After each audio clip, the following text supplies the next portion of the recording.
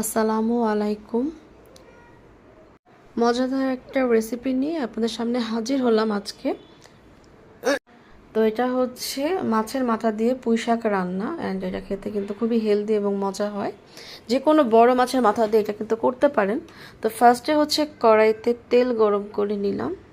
তেলটা গরম হয়ে গেলে এতে একে একে একটা করে মশলা দিয়ে দিব। ফার্স্টে দিয়ে দিলাম এখানে পেঁয়াজ কুচি। তো পেঁয়াজ কুচিটা এখানে মোটামুটি পরিমাণে দেওয়া হয়েছে, না কম না বেশি। তো পেঁয়াজটা হচ্ছে একটু ভালো মতো ভেজে নিতে হবে। অ্যান্ড একটা জিনিস খেয়াল করে দেখবেন যে পেঁয়াজ কিন্তু সহজে, মানে খুব সহজে কিন্তু ভাজা হয় না। এটা কিন্তু দেখবেন পেঁয়াজটা ভাজা হতে কিন্তু বেশ একটা সময় লাগে। তো যাই হোক, এটা জাস্ট আপনাদের সাথে শেয়ার করলাম। এরপর এর মধ্যে একে একে দিয়ে দিলাম আদা বাটা, রসুন বাটা। আমাদের বাসায় হচ্ছে আদা এবং রসুনটা একসাথে বেটে রাখে, তো সেটা আমরা দিয়ে দিলাম। এখানে মোটামুটি 2 টেবিল চামচ পরিমাণ আদা রসুন বাটার মতো দেওয়া হলো। তারপর দিয়ে দেওয়া হলো প্রয়োজন মতো লবণ। তারপর একে একে দেওয়া হবে এখন মশলাগুলো। যেমন এখানে ফার্স্টে দেওয়া হলো মরিচের গুঁড়া, তারপর হচ্ছে হলুদের গুঁড়া, এগুলো 1 চা চামচ পরিমাণ করেই দেওয়া হচ্ছে। তারপর হচ্ছে ধনে গুঁড়া। আপনারা আপনাদের কোয়ান্টিটি অনুযায়ী কিন্তু মশলাগুলো দিবেন। তারপর হচ্ছে এখন এই তেলে পেঁয়াজে হলুদ মরিচ ধনিয়া লবণ এগুলো খুব ভালো মতো কষিয়ে নিতে হবে, কারণ মশলা ভালো মতো কষানো না হলে সেটা কিন্তু তরকারি হোক বা মাছ মাংস যেটাই হোক খেতে কিন্তু ভালো লাগবে না। আচ্ছা, মশলাটা যেন পুড়ে না যায় এর জন্য এতে সামান্য পরিমাণে পানি দিয়ে এখন ভালো মতো কষানো হলো। কষানো শেষ হলে এরপর এতে দেওয়া হলো মাছের মাথাগুলো। যেহেতু মাছের মাথা, এটা হতে একটু সময় লাগবে, এর জন্য মাছের মাথাটাই আগে দিয়ে কিন্তু মশলার সাথে ভালো মতো কষানো হয়। এতে কি হয়, মশলাও কষানো হয়, সাথে কিন্তু মাথাগুলো বেশ একটা হয়ে হয়ে আসে। একদম হবে না সেটা তো না, মশলার সাথে মাথাটাও কষানো হয়। এরপর হচ্ছে পুঁই শাকের যে পুঁই ডাঁটা সেটা আগে দিয়ে দেওয়া হলো, কারণ হচ্ছে পাতার তো নরম জিনিস, এটা যে কোনো সময়ই বয়েল হয়ে যাবে, কিন্তু ডাঁটাটা হতে একটু সময় লাগে। এর জন্য হচ্ছে মাছের মাথা দেওয়ার পর দিয়ে দেওয়া হলো পুঁইয়ের ডাঁটা।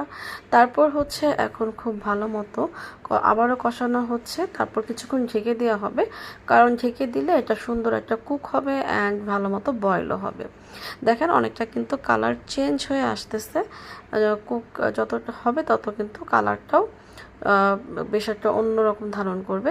তারপর দেখেন যখন মশলাটা এরকম লেগে লেগে আসতেছে বা অনেকটা শুকিয়ে আসছে, তখন এতে আরেকটু পানি দেওয়া হলো। আপনারা চাইলে এতে কিন্তু গরম পানি হালকা করেও দিতে পারেন, অনেক ফুটন্ত গরম পানি দিয়েন না, যেটাই হোক। তারপর হচ্ছে এর মধ্যে এখন যখন মাথা আর ডাঁটাগুলো মোটামুটি নরম হয়ে আসবে, তখন এতে দিয়ে দেওয়া হলো ধুয়ে রাখা পুঁইয়ের পাতাগুলো।